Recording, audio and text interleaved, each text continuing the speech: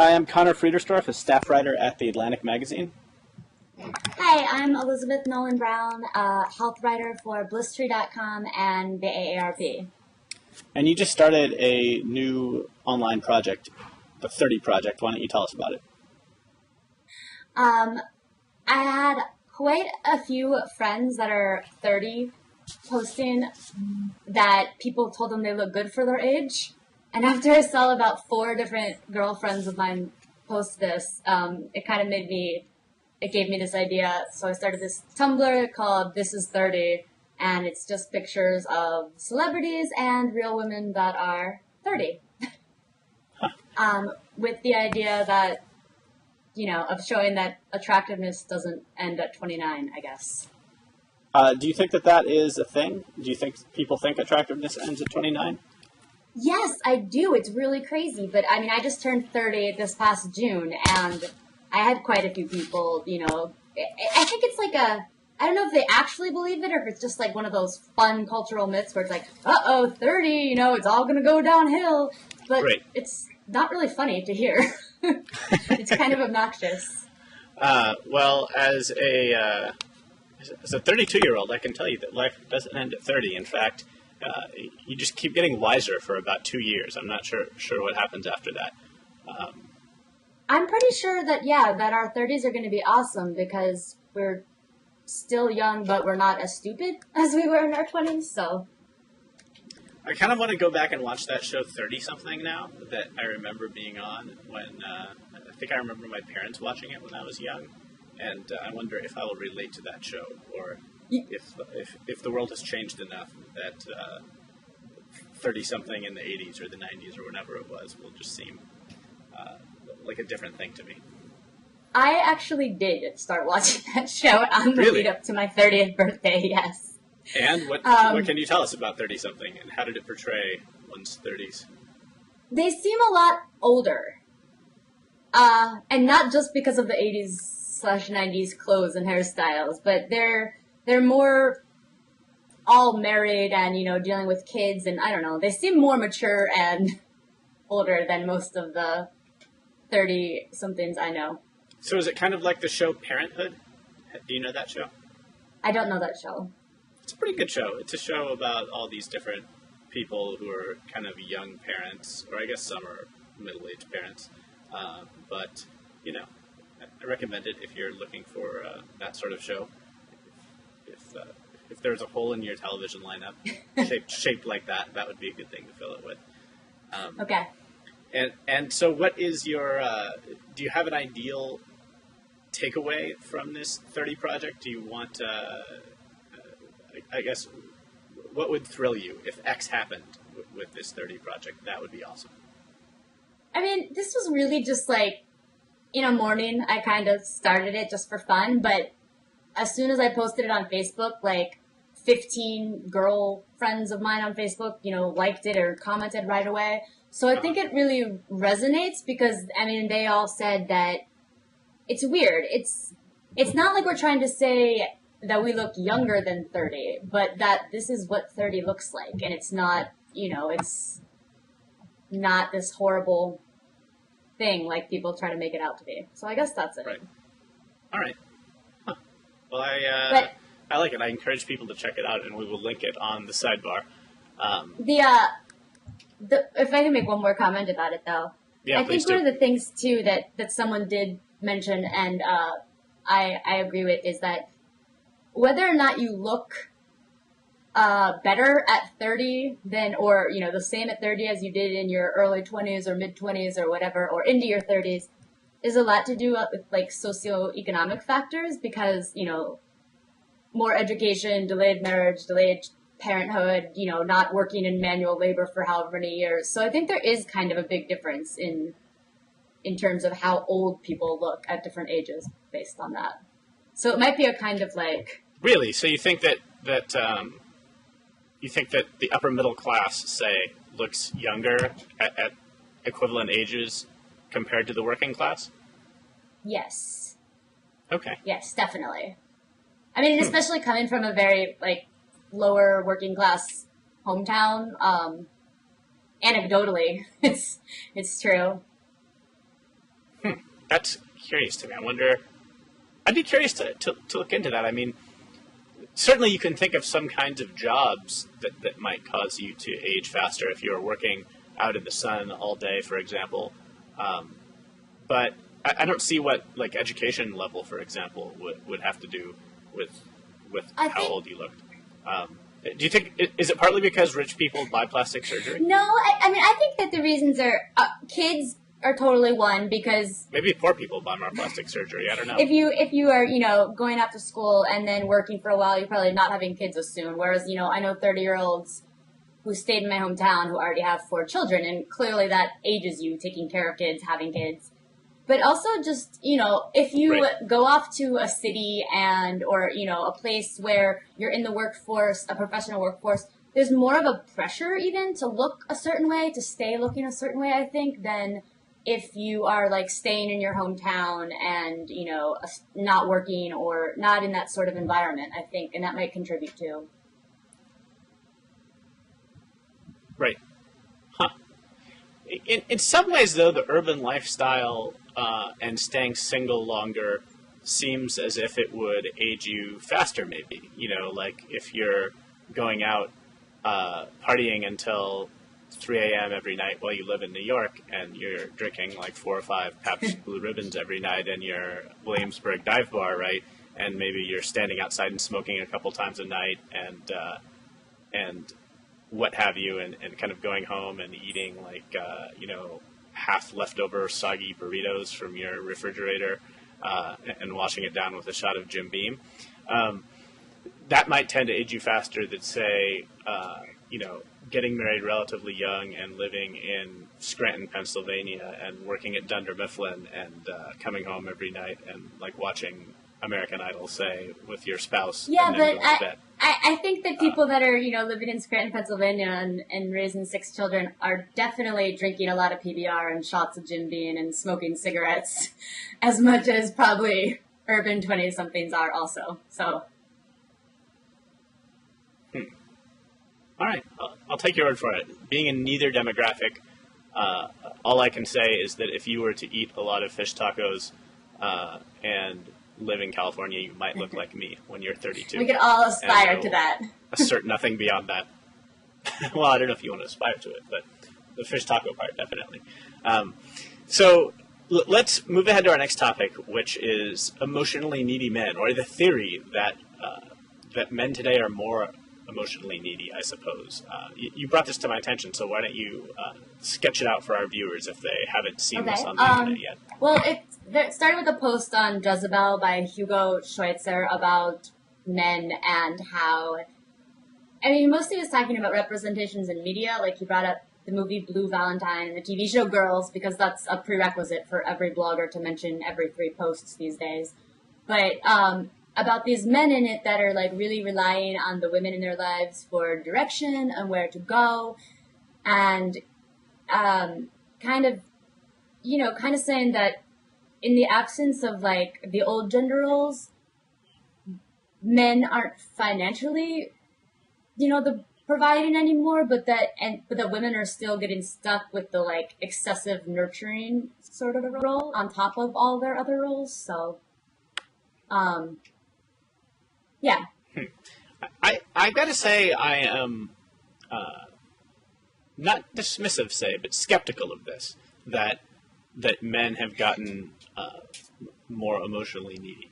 I guess I've heard women complain about men being emotionally needy at times, and it seems like a lot of the time what they're really saying, or what they ought to be saying maybe, is that the guy that I inexplicably chose to date is emotionally needy, as opposed to any sort of rigorous survey of men generally. One thing I like about Hannah Rosen's The End of Men, which has been going around, is that there's a real attempt to kind of look at data when discussing these big cultural trends, because it's very easy to kind of make these broad statements about like men are like this now, or women are like this now, I think that there's some of that in her book too, but that she really has tried to dig into social science data and back up her intuition or maybe form her intuition around the data. I don't know. I just think that when you read Jezebel or you watch Girls or whatever, it's just such a small segment of the population that is producing these things and watching these things and then trying to draw conclusions about gender roles in America from them. I don't know. So I guess I would just say my experience is different watching the men around me and the women around me. It doesn't seem to me that among my friends, among the married couples that I know that are around my age, as opposed to the married couples that are around my parents' age, say, I don't perceive a big difference in the neediness of men. I do perceive that women are working a lot more outside the home and are pursuing careers, and I think that that is definitely causing people to have to formulate their own direction in marriage as opposed to just doing what their parents did, right? Right. But so what's the counter argument? What is the case that no, men today are more emotionally needy? What is the counter argument? Yeah. I mean, like I don't see it, but some people do. So what do they say? What's Well, I mean, I agree with you that it's stupid to say, like, in general, men are, and that we're talking about, like, a very small particular demographic class, or demographic group, and also, even within that group, it's, you can't say men are. There's plenty of men who are exceptions to that rule, but I think that it did, if you, like, look, it hit a nerve with a lot of people, and I think that a lot of women do get frustrated because it seems like, yes, like, men aren't fulfilling these old gender roles, but they're not really picking up on the roles that, like, women do too. So it just feels like we keep having to do more and more of the work in relationships, I think, without, I don't know. I asked a lot of guys I talked to about it complained and just said, that's bullshit right away. I asked my friend Greg about it, and he was the one guy who told me, he's a guy that, has tons of girlfriends, and he was like, yes, all of my girlfriends have emotionally needy boyfriends, and I never have any guy friends that complain about their emotionally needy girlfriends. So when people say this, what do they mean by emotionally needy exactly? And what do they mean by they're needing their women to, quote, give them direction? Like, give me a couple of examples of, like, because that's kind of vague language. Like, what does it mean exactly to be emotionally needy in the way that these people are talking about? I think in the Hugo's post, he talks more about just in needing their girlfriends or the females in their lives to tell them how to be and how to be there for them in their relationship, how to be in their, careers, and just that the men are kind of like floundering and need guidance more than women, which I don't know. How to be as in, I want you to start planning dates instead of just hanging out and, grabbing takeout food at the last minute, or how to be as in, like... I think the grand life how to be. Okay, so more of a, like, you need to figure out if you want to apply to grad school or buckle down at this job or something like that? Yeah. Okay. That's interesting. Yeah, I don't know. I think that there's a couple things that are going on now that interest me with gender roles, right? Because on the one hand, there are these complaints you hear in the culture about, for example, lack of marriageable men, and like I said, Hannah Rosen's The End of Men, and the idea that women are succeeding in academia and in various careers in a way that men aren't anymore. And at the same time, you have this kind of older feminist narrative of male privilege and a need to have more women in positions of power, right? And And it's this interesting moment where both of these things are going on at the same time, and I think some men feel kind of beset upon on all sides by this. Like they're both being told that they're emotionally needy failures, and that they're running a patriarchy, and that they need to have fix this, give fix up some that, of those Connor. opportunities Both things. so that women can have them. And I think that I don't know. One thing that frustrates me about the whole conversation about male privilege, right, is that there are definitely a lot of ways that men are privileged. I mean, just to pick one at random, I think about personal safety, right, and how when I was 24 or 25, I went and traveled in Europe alone. And, of course, I know various women who've traveled alone for extended periods of time, too. But I had the ability to do certain things that they probably wouldn't have felt comfortable doing for safety reasons, right? I could go out alone to an unfamiliar bar in an unfamiliar neighborhood and have 4 drinks and walk home drunk through relatively dark streets. And because I'm a 6'2" guy, the odds of me having a problem are just smaller than the odds of, say, a petite woman having the same problem, right, on the same street. So that's just like one specific example of a way that I think that there remains male privilege, right? I think it's really useful to talk about those specific examples and lots of other specific examples, but I think to just throw it out there as a general proposition misses a lot of things. It misses, for one thing, the populations in America where look at a jail where 95% of people are men.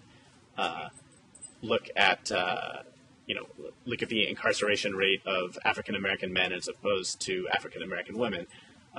It's hard to look at something like that and to square it with an overall narrative of male privilege.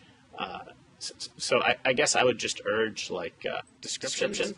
And I guess emotionally needy men is discrete. So maybe this isn't a critique of that point exactly, but it's sort of the only way I know to deal with these big shifting societal trends where it's hard to wrap your mind around all of the ways that they map onto people's lives.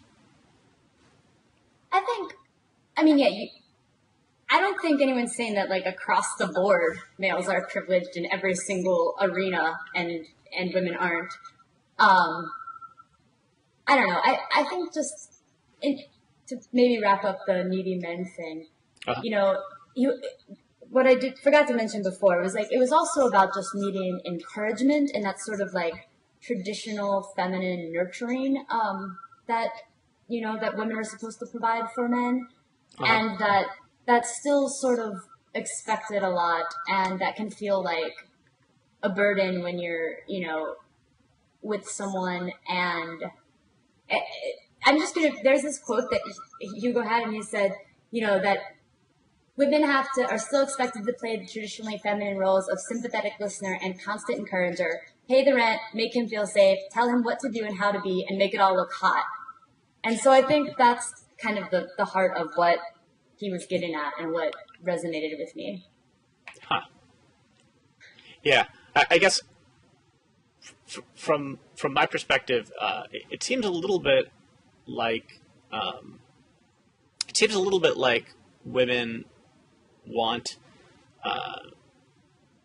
the parts of the old system that they liked and the parts of the new system that they like, and I can't blame them. I would want those things too if I were a woman, and I don't know if that gets us to the question of whether there's ever again going to be a norm, or whether people are just going to have to figure it out for themselves. And I think that's why it's such a mess, because everybody's having to figure it out for themselves right now, and that's hard to do. Yeah, and I think as people figure it out for themselves, right, they're still attracted to the notion that there should be this norm that they're living up to. Their expectations about their view of whether their relationship is successful is still shaped in large part by what they saw growing up and how that formed their expectations and their friends and what their friends' circumstances are like. And so, yeah, it's a really tricky time to be doing all of this stuff. And as we'll see later, wedding planning does not help this situation. But before we get to that, let's talk about an issue that's been big in America for the last. I don't know when did obesity start becoming an issue that people talked about that was part of the national. I don't know, but it's crazy. There was this report that came out this week about how if things continue at their current rate, something like 44% of all Americans will be obese, and in like 13 states it'll be above 60%, and half the states it'll be above 55%. Some just absurd numbers. But in comparison to that, it was in 1990, it was 10%. So I think that kind of puts things into perspective a little bit. And when you hear those statistics, when people say, X percent of Americans will be obese, what's the working definition? They're going solely by BMI, body mass index, which is a calculation of your weight and height ratio. Okay. And BMI above 30 is considered obese. Okay. So one thing that's interesting about this is that as a public health issue, it's kind of being grappled with at all levels of government. Michelle Obama has kind of made it one of her issues, and down at the mayoral level, Michael Bloomberg has made it one of his issues as well. Do you have? I mean, you write about this issue a fair amount. Do you have a sense of at what level in society you think it should be addressed? No, I don't think it should be addressed by the things like Mayor Bloomberg's soda thing, and then also this report was calling for this report and the New York Health Commissioner this week were both like there needs to be more government regulation of food companies and specific ingredients and not putting specific ingredients in things.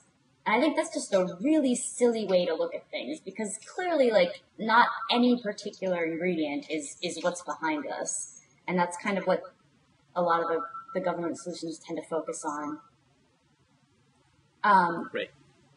I think the biggest thing is partly about education, and I don't know how people can be better educated about nutrition because there's been, 100 years of bad dietary advice in this country or in the West, and then we have a media that reports on things like blueberries are going to save you, and then the next day it's like high fructose corn syrup is great, and no, it's going to kill you. And it's just so, every finding of, small finding from a study is blown up. And I don't know, I just can't imagine if you were just hearing all of this stuff, how you would make any sense of what you were supposed to eat and not eat. Right. Yeah. It's interesting that public education campaigns don't seem to be working right, and yet at the same time, if you look at who's obese in America and who isn't, it certainly seems as though socialization is a huge part of it. That knowledge and habits and information, right? Things that you would think could be taught are certainly one reason why people in different income statuses are having these dramatically different obesity rates. And so I think that, I share your aversion to heavy-handed paternalism. I wonder, I think the thornier question gets into different kinds of, what's the Sunstein and Thaler book? Different kinds of what they call libertarian paternalism, right? Where the nudge stuff. Right, the nudge stuff, where people maintain the ability to do what they want ultimately, but when society sets defaults, it sets it for healthy things, right? And I do think that there's something to be said for, I'm really against mandating a lot of things by law, but at the same time, portion size, right, seems like something where, a standard option to get half of your meal in a takeout container, for example, seems like something that could conceivably make a difference if that became a norm. Something like the size of... But how does that become a norm?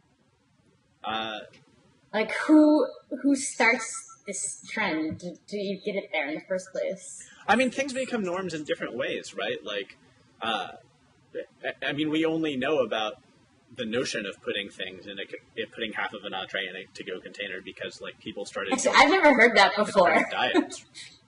Yeah. Oh, really? So this is a thing, I mean, when I was growing up, I remember, like, the mothers in my elementary school, I would, like, be out to lunch with, out to lunch on a minimum day or something, or, I remember people doing this, like friends of my parents or something doing this. And yeah, they would go and they would get half the entree put away. And this is eating at restaurants, like, with huge portion sizes, right? So probably the meal that they ended up eating was like a 3/4 portion, maybe. So it wasn't as if they were starving by any means. It was just like a diet trend, basically. And like the whole Atkins diet trend was a huge cultural phenomenon and a disaster, and led a bunch of fast food restaurants to start offering menu options that were protein style, right, where you'd wrap a burger in lettuce, this kind of thing. So, I mean, it's not as if dietary trends can't take hold even without government intervention. And of course, government intervention can make dietary trends start too. I think that despite the dearth of evidence so far that calorie labeling on menus works, I think it's a good idea. It's I think it's I still think it could turn out to be a good idea, and I think that it is the kind of experiment that is at least plausibly a good idea, and that is not very coercive, and for that reason is probably worth trying. Exactly.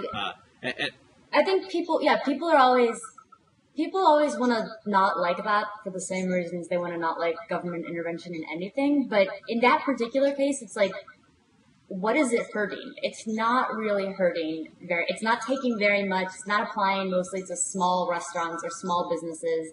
So for these major chains to list their calorie counts, it's not interfering with them that much. And there could be a benefit. Why not test it? I think. I'm just agreeing with you emphatically. It's cheap. Yeah. It's like at the level they've done the cutoff at, where it applies to big firms and not small firms. It's like a relatively cheap thing to do it across all your restaurants. And also, beyond that, it's like the one regulation that hits big firms harder than small firms, right? And so, I would just say, like, an overall pragmatic assessment, this should not be one of the things that offends people who care about state coerciveness. It does, because these are people who take a principled stand against all state coerciveness. But this kind of thing, like informing consumers and helping them to know the contents of a product, seems like the kind of thing that is in many ways a collective action problem, and that I'm okay with the government doing. It's interesting how portion sizes have gotten bigger over the years, and whether people are happier with bigger portion sizes, really. I think people feel like they need to eat the whole portion a lot. I mean, just most of the time I'm with people and they will be like, I'm so full, and then they keep eating, and I don't understand why they keep eating, except that it's kind of, this thing where you finish what you're given places. Yeah, I noticed this the first time when I lived in Spain, and they served beer in these tall, thin glasses.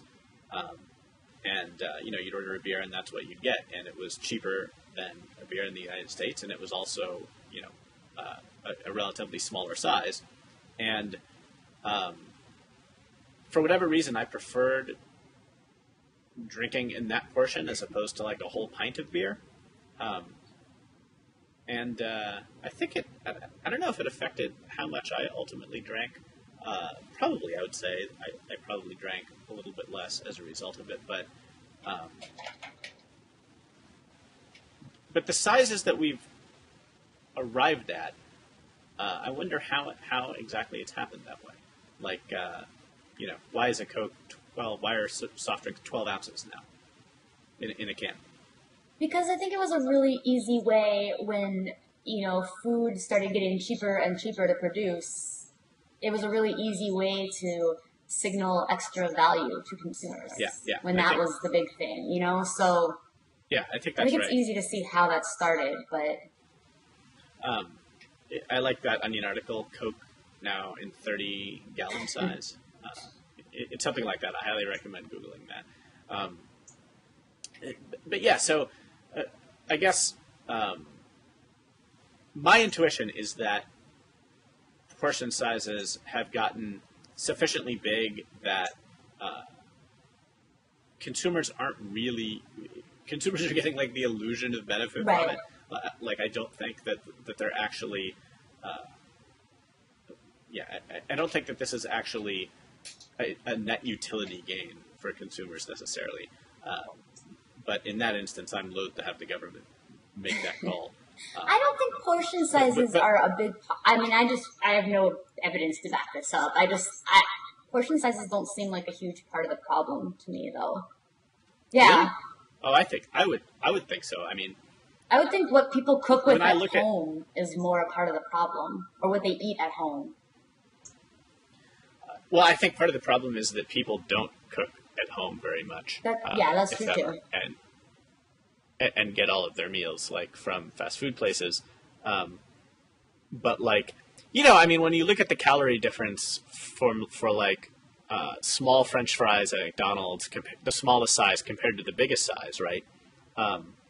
That's a huge calorie difference. And if that is a meal that you're eating like 3 or 4 times a week, the calorie difference between the large, between like, what do they call it? The supersize option. I don't know if that's McDonald's or some other fast food chain. I go only to In-N-Out. That's my stand. And, but yeah, the supersize option, right? Like a giant Coke, a giant fry, huge calorie difference between the small versions of both, or between getting fries and having water with it. And to me, when I see the calories on the menu and see those options, it definitely makes a difference in my behavior, right? I think it's interesting. There was a study a few months ago that portion sizes and calorie counts are actually bigger at family style restaurants, which is like, I don't know, Applebee's, Denny's, those kinds of places, than at fast food places, and people would eat more at them. So I thought that was interesting. Right, the Olive Garden. Yeah. I was fascinated by when the Olive Garden went to the all-you-can-eat pasta bowls. Who can eat more than one bowl of pasta? Well, that's what I was going to say, that I can't think of any time I've ever gone to, with the exception of like a fancy Italian restaurant where you get like 3 pieces of ravioli. They always skimp on the ravioli for some reason. I don't know what it is about that kind of pasta. But in general, like a big bowl of spaghetti or something, I don't think I've ever finished one and thought like, I would take another one of these if it was free. I don't know. And if we need to step back on this, let me know. But I think just when I was talking about this with someone the other day, and also this parallels like an op-ed that was in the New York Times recently about how this is kind of, people don't care because, eating bad for you food is kind of like one of the pleasures that people have, and especially in a down economy and whatever. And that's why you get things like the Heart Attack Grill in Las Vegas. That's just like, or these like crazy burgers that are just like gleefully like, we're huge and fattening and, it's an American thing. And that doesn't really bother me, because if people don't care what they eat, like, I don't care that those people are fat. And I think what bothers me more is that there's no good sources of information for people who do not want to be overweight and do not want to eat terrible. It's really hard for them to actually find correct information and correct support and all of that to be able to do that. Yeah, I'm kind of perplexed by those, by, the like extreme calorie burgers that will be advertised with like, 4 patties and 6 slices of bacon and like, because I don't know, maybe I'm wrong. Maybe people are just have different taste than me. But if I were making my ideal burger, that would not be it. Like, even if I were not caring about health at all, and just kind of like designing the thing I want to eat, it wouldn't be that. I do think it's partly a matter of, this is going to sound relatively snobby for me, but I really do think that there's a sort of, it's partly like a long-term, short-term trade-off, and it's partly like a quality, non-quality trade-off, like developing your palate trade-off, right? Like, so here's an example that I face in my own life, right? Like, if you can watch like 2 hours of TV, right, that's kind of immediately pleasing and mindless, and like, it's rewarding in this kind of immediate way where you don't have to really like exercise your brain very much, and you're just taking in this passive entertainment, right? Spending those 2 hours reading a book, for me, in the long run, always fulfills me more, right? But it's harder to get up the initial energy to do it, right? And it's like a long-term, short-term trade-off, right? I don't think that analogy maps directly onto food, but like kind of in a way it does. I think a lot of people have had the experience of, for example, thinking that they don't like vegetables, and then kind of coming back to them years after childhood and figuring out that, well, when they're prepared in this way, they're actually very delicious. Or like, maybe if I were just factoring in the immediate moment of eating them, a huge stack of bacon might be better than this like grilled broccoli rabe with like sprinkled cheese on top, right?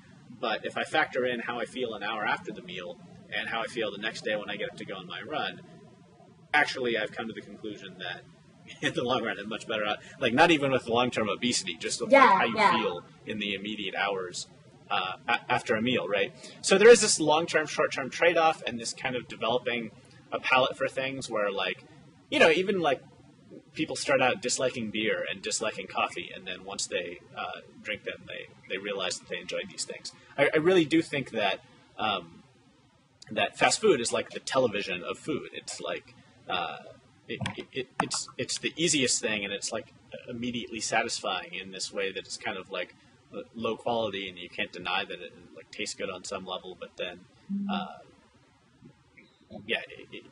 I think not everyone, but a lot of people, if they experimented with different foods, would find that isn't in fact the thing that they prefer.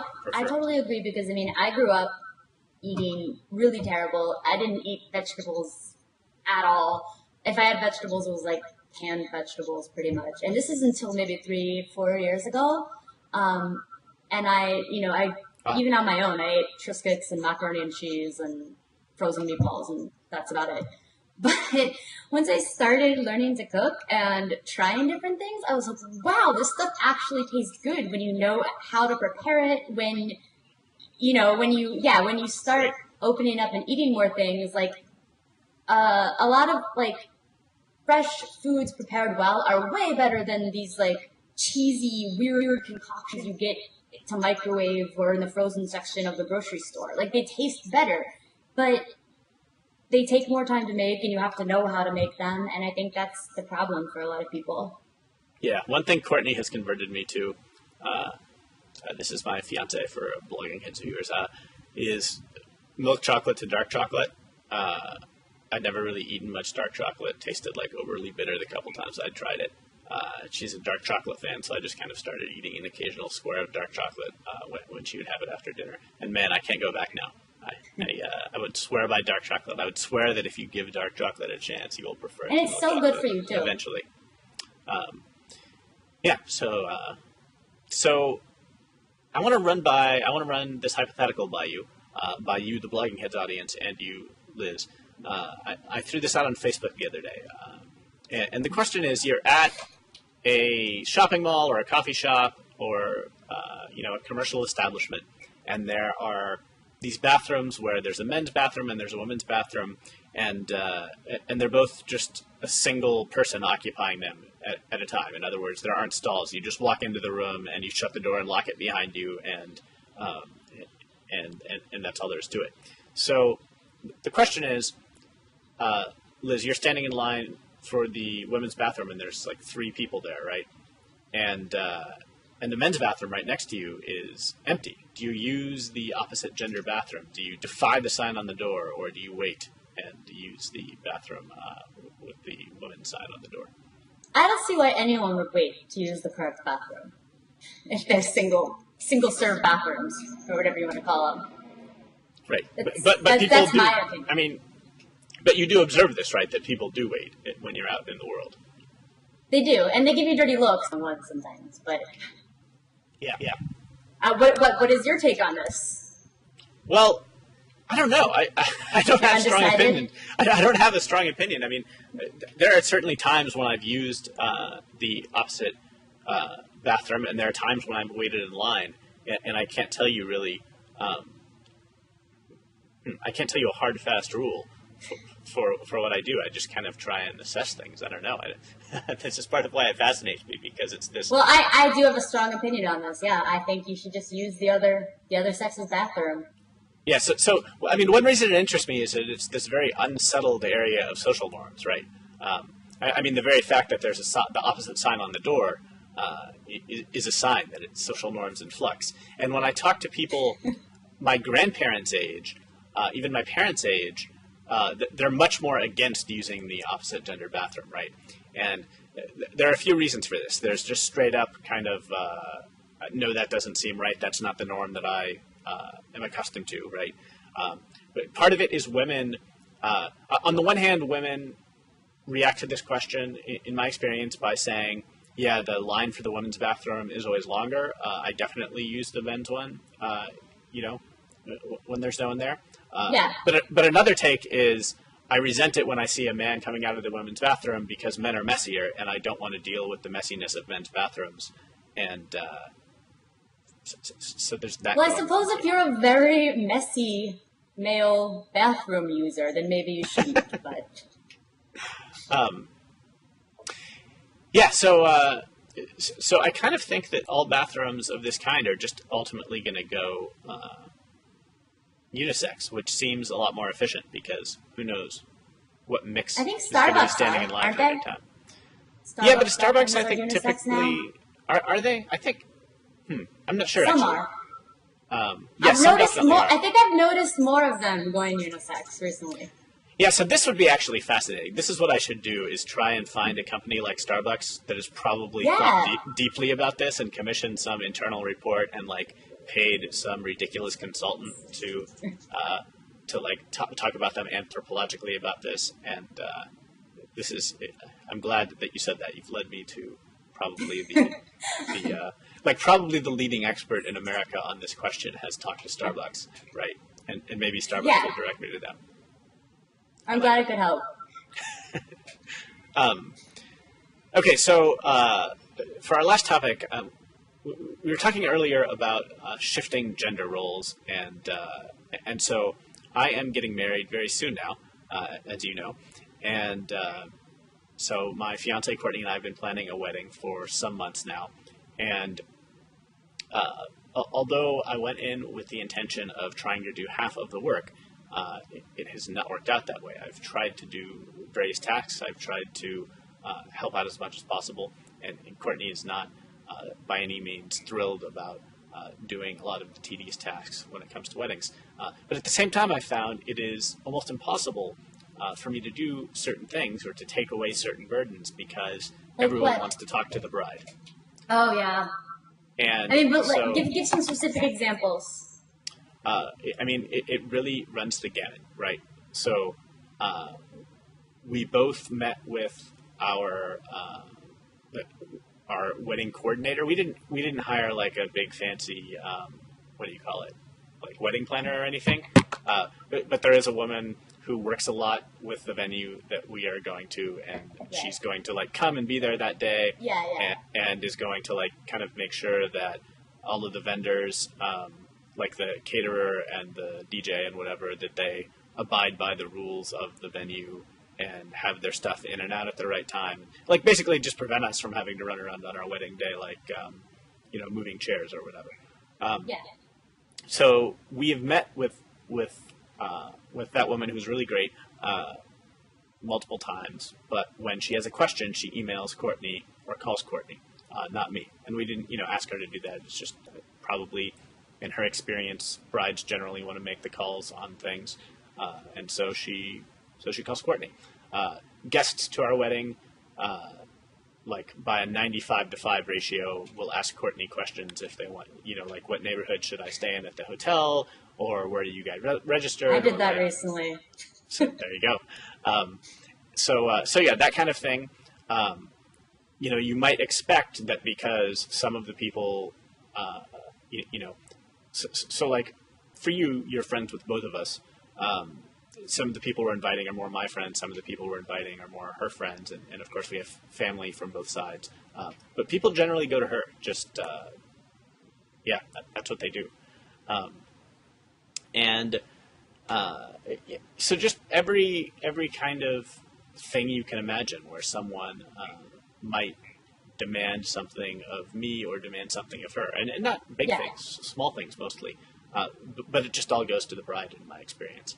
And I would say that's unfortunate, and that it's tough maybe because for a lot of brides they do want more control than the average groom, say, and I think that people in the wedding industry are responding to that experience. At the same time, I think that weddings, in this really unfortunate way, put a lot more pressure on the woman, a lot more expectations, a lot more pressure to like have the event come off. Like they'll be the ones that are judged, right? If something goes wrong or if whatever. I mean, so I think it is unfortunate, like you said, and the two problems are that a lot of times a lot of women do want to be very involved in their wedding planning, and a lot of times their grooms don't, and they're perfectly fine with that. So that's kind of, I think, the assumption with most people. And then, in a situation where more people, if the couple does want to do it equal, in a situation where more people deal with the woman, I mean, and I'm going to say this, and if you let that stand, there's really nothing you can do about it. And I'm not saying Courtney, your fiance should have, told people like, no, contact Conor about this. I certainly wouldn't have done that either. But as long as as long as women don't do that, like, there's no way that it's going to change, I don't think. Yeah, I mean, the thing is, once you get to that point, it's like you've already lost. Right. Because, then you're like, then the burden's on you to tell people and then that, they just be or offended. to like have an exchange, or and by that point, you're also just like, okay, I just want to get everything done in the most simple way possible. But yeah, so I would say, if there's one area of society where norms and etiquette are prescribed, it is weddings. So hear me, wedding magazine editors and etiquette book authors. This is totally different. But a lot of times when me and my boyfriend go to dinner here in Indiana, waitresses and waiters always just put the bill in front of him, like always. And I didn't notice this as much in bigger cities, but here that's like the norm. And like half the time I pay, half the time he pays. So it's very strange that they always just set the check in front of the man here. Just one of those like weird norms that still persists. Do you notice it more in Indiana than you did in DC? Definitely. Or like other cities? Yeah. Because I didn't notice it at all in DC or New York, but. Yeah.